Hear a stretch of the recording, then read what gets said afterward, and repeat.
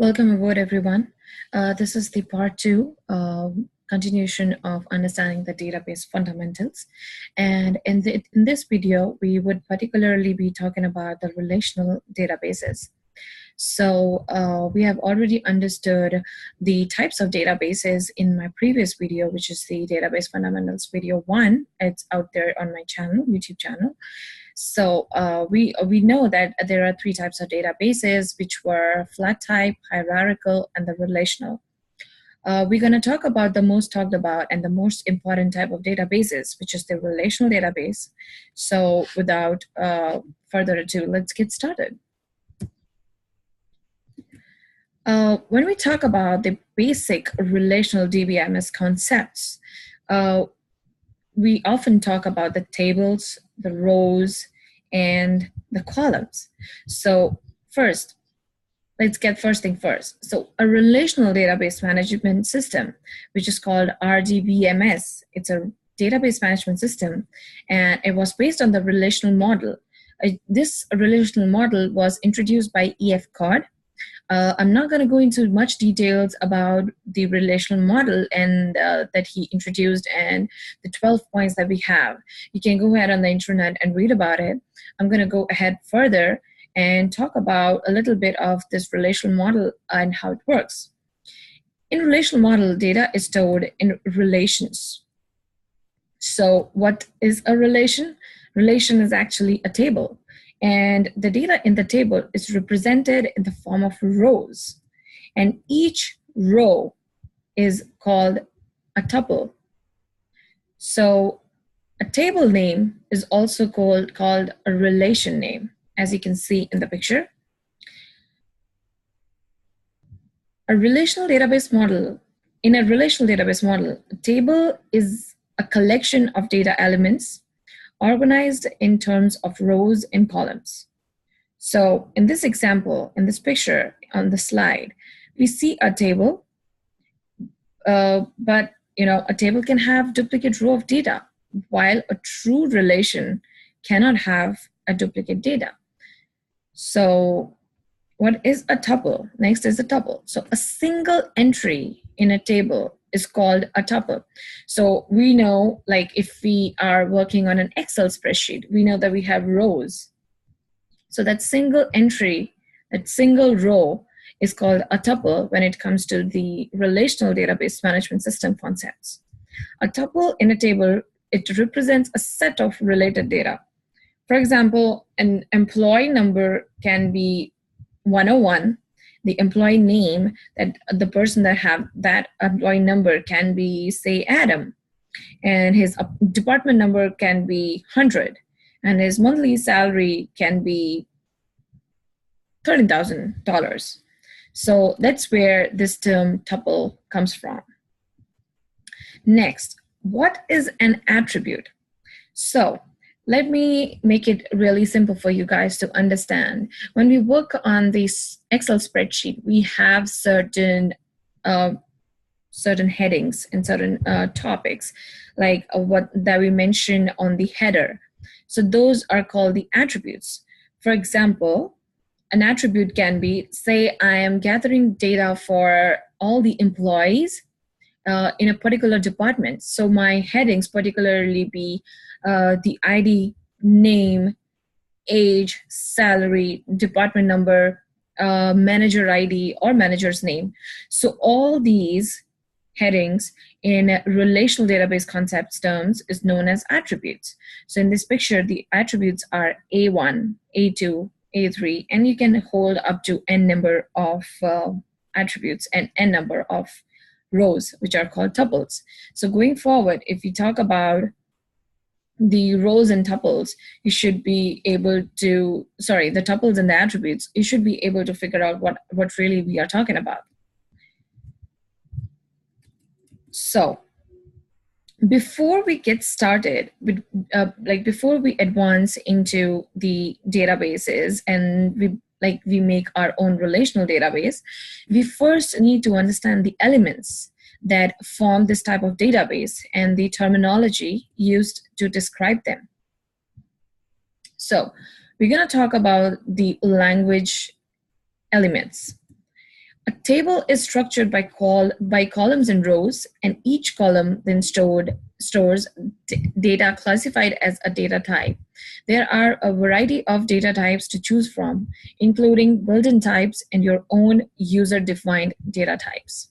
We're going to go into much detail about the data types in my next video probably. And what importance does it hold? What factors do we need to keep in mind while choosing a data type?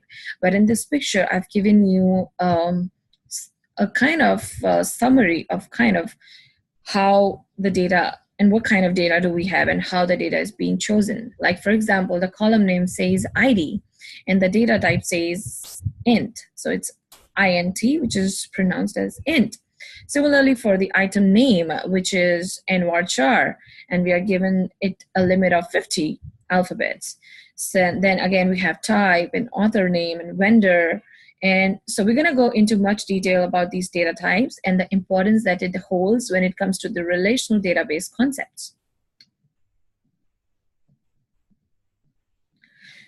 So, advanced databases, such as SQL Server, they periodically analyze the queries and create indexes as needed to optimize the performance. So one of the language elements that hold important value in the RDBMS system are the constraints. When we talk about the constraints, we can, in a layman language, we can say these are the limitations or the rules that are placed on a field or a column to ensure that the data that is considered invalid is not entered. For example, if a person's age should be the input, then the data that is entered must be a positive number, right? Like a person cannot have a negative value. So a negative age, right? So that is what I do not want in my database system. I do not want any kind of invalid data. A person cannot have an age of minus 20 years. So that's invalid. So I have to put some kind of limitation or some kind of check onto my database system so that I do not have to deal with such kind of data. And when it comes to constraints, we do have a lot of constraints. We're going to talk about a few of them here. So first is a unique constraint. A unique constraint allows the database administrator to specifically identify which column should not contain duplicate values. For example, we have an employee, John, and there is only one John. For example, let's assume there is only one John in that particular department, and that particular John is having the employee ID as 100. So there cannot be another employee ID for the same employee.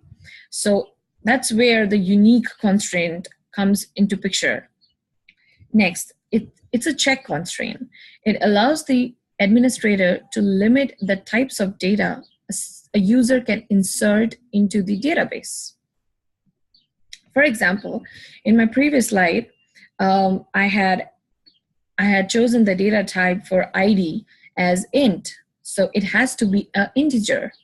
It cannot be a varchar. Say, for example, you cannot enter the ID of some employee as ABC123 because it would be invalid, because the data type is integer, so it can only hold an integer value and not a varchar value.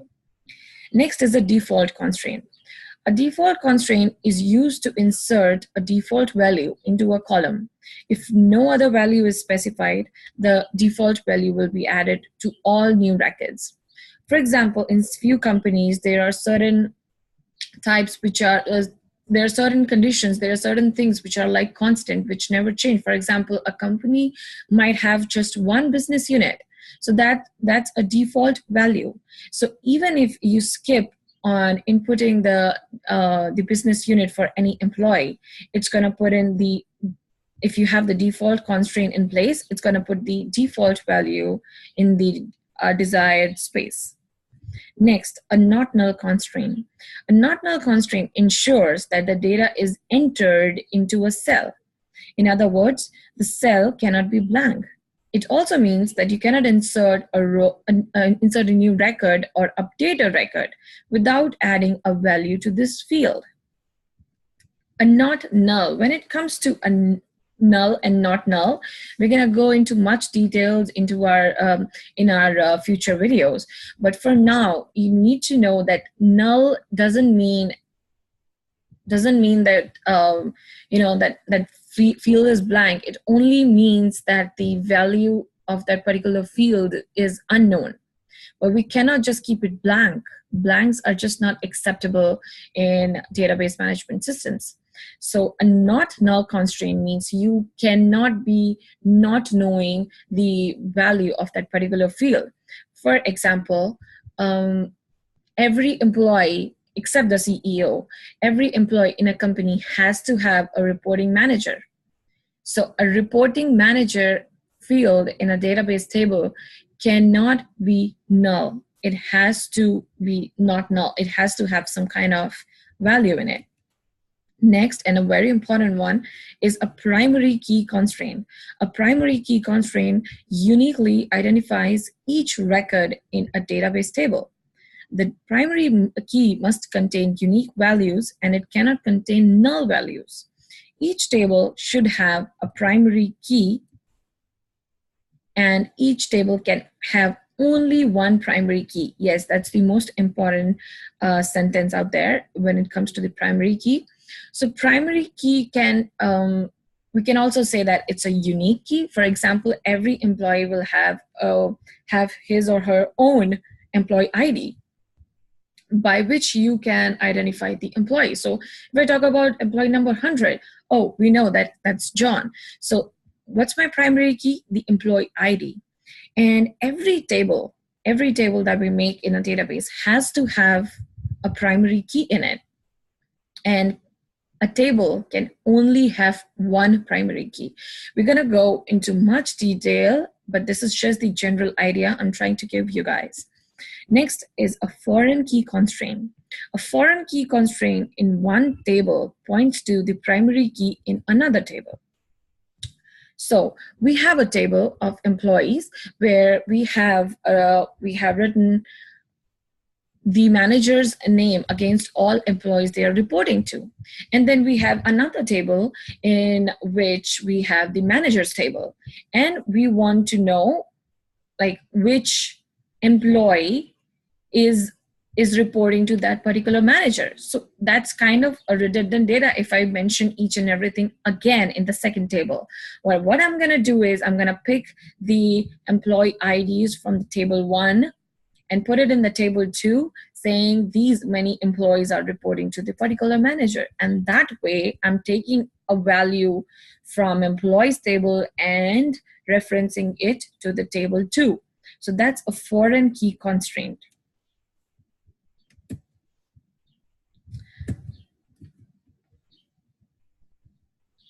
So that was all about the constraints. And moving ahead, we would be talking about the SQL Server Management Studio interface, which is also known as SSMS.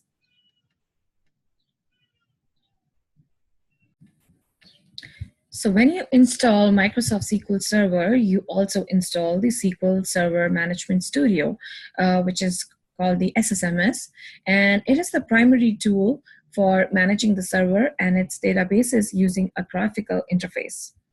The central feature of SSMS is the Object Explorer. So let me share my SSMS window with you guys so that you are able to understand it much better.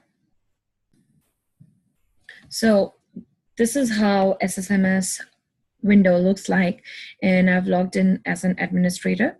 This is the Object Explorer.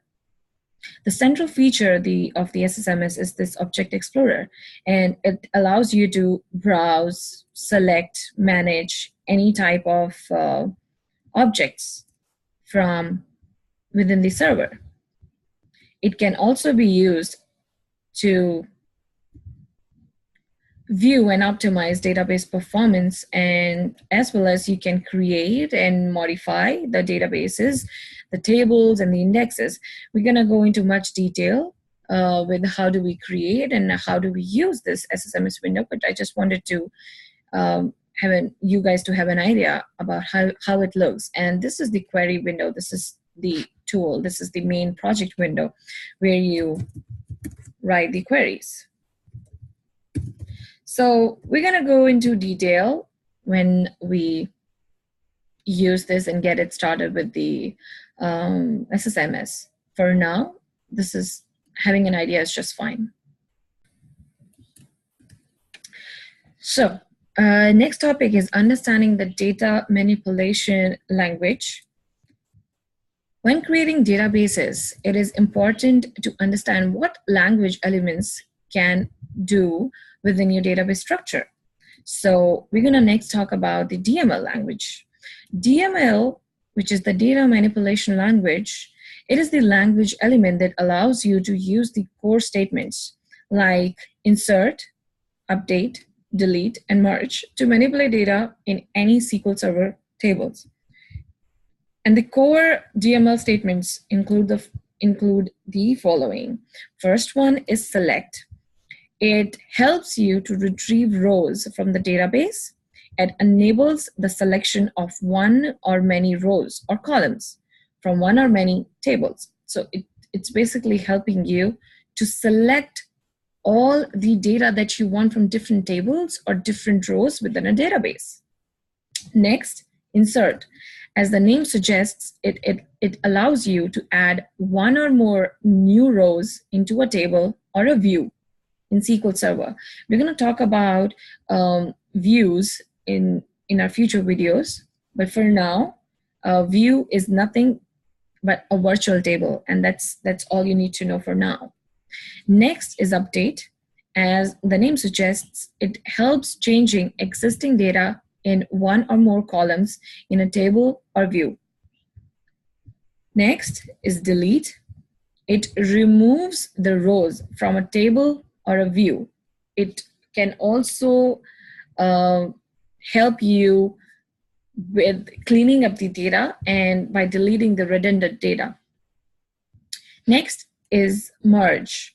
Merge helps you to perform the inserts, the updates, and the delete operations on a target table based on the results of a join with the source table.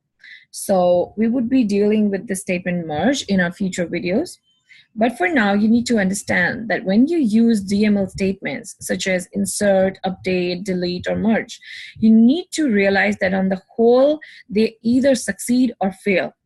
For example, if you were to try to insert 10,000 records into a table, so when you talk about the records, you mean the rows, the tuples, right? So if I were to insert 10,000 records into a table, but violated any of the primary key or unique key constraints or any of the limitations or the constraints that we have put in place, the entire 10,000 rows of records would roll back immediately.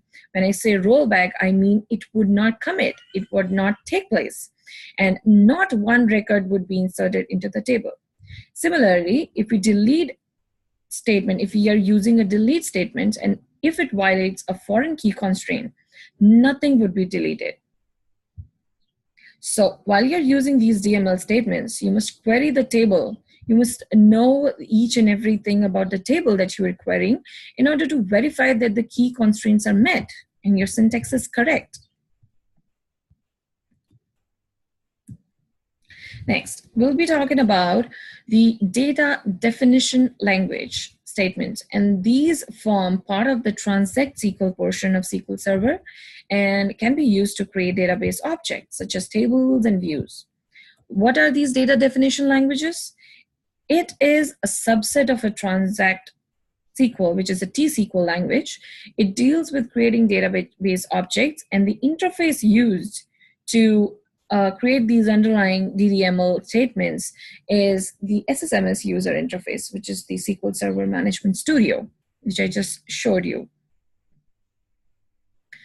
The SSMS user interface allows you to visually design DDL statements A DDL script statement task can always be completed through the SSMS user interface, but not all the options you may wish to use with the DDL script can be accomplished through this interface.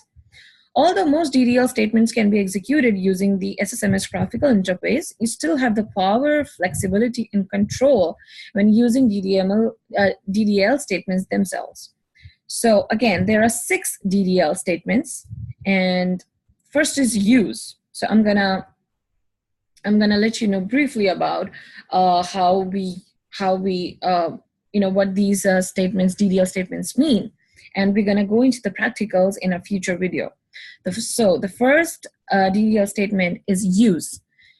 It changes the database context. That's what use does. So for example, if I'm working on a database called database series, so I'm gonna make sure that the context that I've selected or the database that I've selected in order to work on is database series. And how do we do that?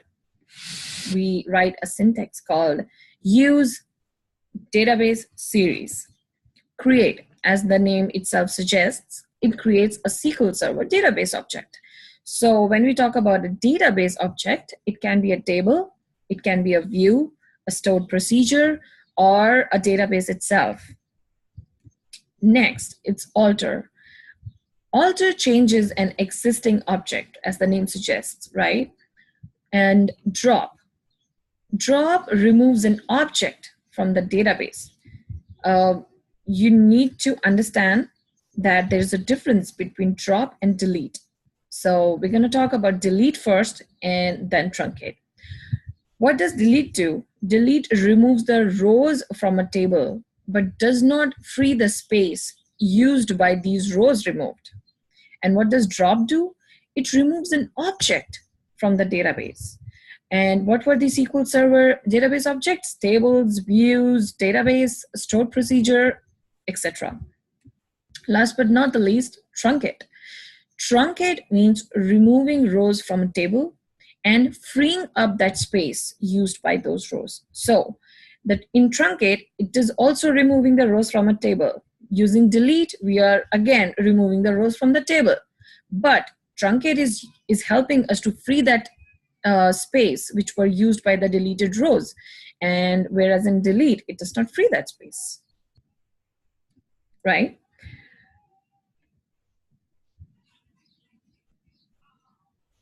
And last but not the least, we have system tables.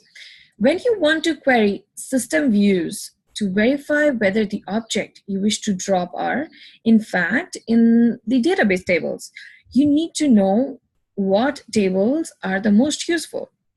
So system views belong to the sys schema, and some of the system tables are listed here.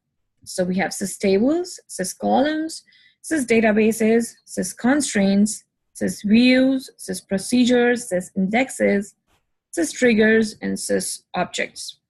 All of these view names are self-explanatory, and for instance, the system objects, like the sys object view, contains a row for every object in the database with key column names of name, object ID, type description, type create date, and modify date.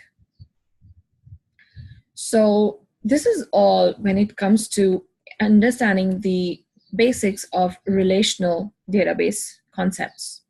In my next video, we would be mainly talking about the data type, SQL injection, stored procedures, tables, views, how we work around with them, and we would also be dealing with the SSMS interface, and we would be doing some of the practicals.